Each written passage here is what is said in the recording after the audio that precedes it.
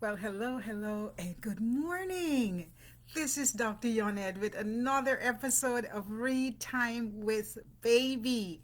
Can you imagine this? We have been doing Read Time with Baby for almost 2 years. I'd say about 2 years. And this is our brand new year, 2025. Oh my goodness, oh my goodness. I am so excited about what 2025 would bring us. And I know you are too. You are too. How was your New Year celebration? Baby's first New Year celebration, or second, or third, or fourth, whatever it was. I know you had fun, and you point out those words as you went by with baby, and baby saw the fireworks and all the good stuff that we do during the New Year's. Yes, like the black eye cook up. Yes. Or the fireworks. Or the champagne. Oh, baby can't drink champagne yet. But some water. Yes. It was a glorious time to be together. And now we're back here, getting ready for a year full of work and excitement, and of course, learning through reading. Read time with baby this morning. Well, listen, we are almost through the alphabet. Can you believe it? We are at the letter Y, and then we'll have Z, and after that, I have tons of fun things for us to do as baby grows and develops. Yes. We are going to continue working together. I have so much fun being with you. It's fantastic to watch you grow and to watch you develop. Yes. Now, let's see what we are looking at in terms of our letter Y. What does it look like? This is a Y. Certainly, this is a Y. This is an uppercase Y. And then you have the lowercase y. Y and X are letters that have like almost the same shape for the uppercase and lowercase. One's just bigger than the other. So we have uppercase Y and lowercase y. And Y says what? Yeah. Ah! Can you find some words that start with the letter Y? Get some words and let's look at them and some objects. Well, I went through my house and I was looking for a yo-yo. Now, I'm sure you don't even know what a yo-yo is. These days, our kids play with phones rather than with objects. But a yo-yo is an object that you use for eye-hand coordination. And I couldn't even find one. But yo-yo starts with the letter Y. What about yes? Yes, you can go outside in the snow. You don't have snow. I have snow. Oh my goodness. Yes, you can play in the snow. The word yes starts with the letter Y. What about yellow? I have a yellow ladder here. Yellow starts with the letter Y. Of course. What do you have? What do you have? Yummy? You have some yummy food? Of course, yum starts with the letter Y. Oh my goodness. And you know what? I say all the time that this is Read Time with Dr. Yonnette. My name, Yonnette, starts with the letter Y. And maybe Yvette, some Yvettes start with E. Yvette could start with Y, and Yvonne start with Y. What else do you have that starts with the letter Y? Go ahead and show me. I'm ready. I'm looking. I am excited to be with you today as we learn about the sound of the letter Y. Y says yellow, and Yonnette, and yo-yo, and yummy, and yes. Yes, let's get into our book. Certainly. Now, today, I want to share with you a section of our book, The Wild World, which is a Disney kids book. We are getting to the end of this. And I want to introduce you to another way of finding reading materials. Yes, instead of having your kid on the phone just playing games or on the tablet, give him or her a site that he or she can go to and read. Show him how to find those links to books and research. So, we're going to do a little bit of that and a little bit of reading from a book that you can hold in your hand. Now, we know this book quite well, and we know how to open books from the cover, front cover, to the back cover. You have to orient your child so they know about reading, and then we turn the pages. Now, I know a little boy called Aiden who loves dinosaurs. So today we are going to read just a little bit about dinosaurs in this book. Then I am going to go online and find some information about dinosaurs. And what letter do you think this dinosaur would start with? Yes, oh yes, it starts with the letter Y. Y. This letter is Yonosaurus. This dinosaur actually is called the Yonosaurus. Can you see it? Right there? Yes, that's a Yonosaurus. That's a dinosaur that lived long, long, long, long, long years ago. Can you show me long? Long. How long? Very, very long. Long, long years ago, way before you were born, or your mom was born, or your mom's mom, or your mom's mom's mom's mom. A very, very long time ago.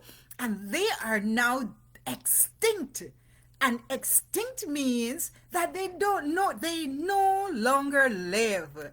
They have all died and there's none of them that exists anymore. Too sad.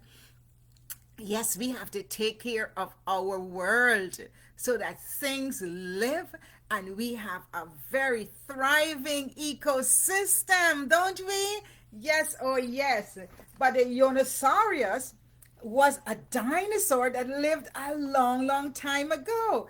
It had chisel-like teeth to cut through tough vegetation. Was he a vegetarian?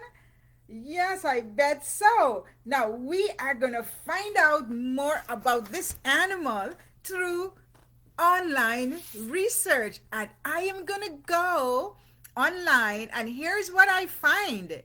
I find that this dinosaur lived in Yunnan province in China. And that's why that area is named after the dinosaur. Can you believe that? Yes, oh yes, yes.